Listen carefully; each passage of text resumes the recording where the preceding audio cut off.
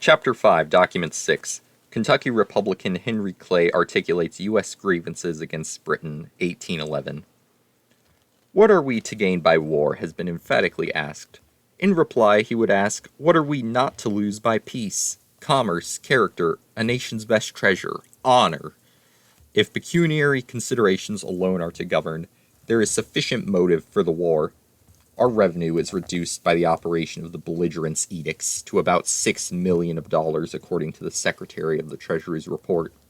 The year preceding the embargo, it was 16. He had no disposition to swell or dwell upon the catalogue of injuries from England. He could not, however, overlook the impressment of our seamen, an aggression upon which he never reflected without feelings of indignation, which would not allow him appropriate language to describe its enormity. Not content with seizing upon all our property which falls within her rapacious grasp, the personal rights of our countrymen, rights which forever ought to be sacred, are trampled upon and violated. The orders in council were pretended to have been reluctantly adopted as a measure of retaliation. The French decrees, their alleged basis, are revoked.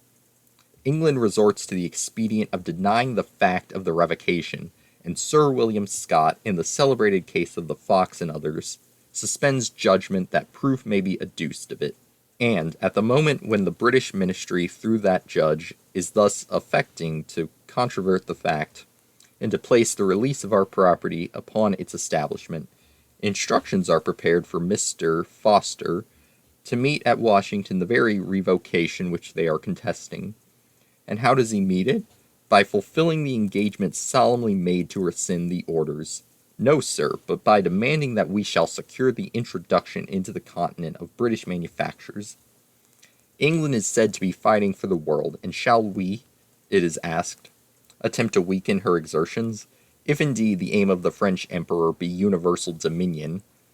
What a noble cause is presented to British valor! But how is her philanthropic purpose to be achieved? By scrupulous observance of the rights of others, by respecting that code of public law which she professes to vindicate, and by abstaining from self-aggrandizement. Then would she condemn the sympathies of the world. What are we required to do by those who would engage our feelings and wishes in her behalf, to bear the actual cuffs of her arrogance, that we may escape a chimeric French subjugation? We are invited, conjured to drink the potion of British poison actually presented to our lips, that we may avoid the imperial dose prepared by perturbed imaginations. We are called upon to submit to debasement, dishonor, and disgrace, to bow the neck to royal insolence as a course of preparation for manly resistance to Gallic invasion. What nation, what individual was ever taught in the schools ignominious submission, the patriotic lessons of freedom and independence? Let those who contend for this humiliating doctrine read its refutation in the history of the very man, against whose insatiable thirst of dominion we are warned. He contended that the real cause of British aggression was not to distress an enemy, but to destroy a rival. A comparative view of our commerce with England and the continent would satisfy anyone of the truth of this remark. It is apparent that this trade, the balance of which was in favor, not of France, but of the United States, was not of very vital consequence to the enemy of England.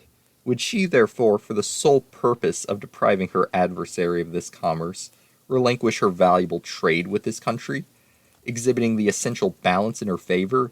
Nay, more, hazard the peace of the country? No, sir, you must look for an explanation of her conduct in the jealousies of a rival.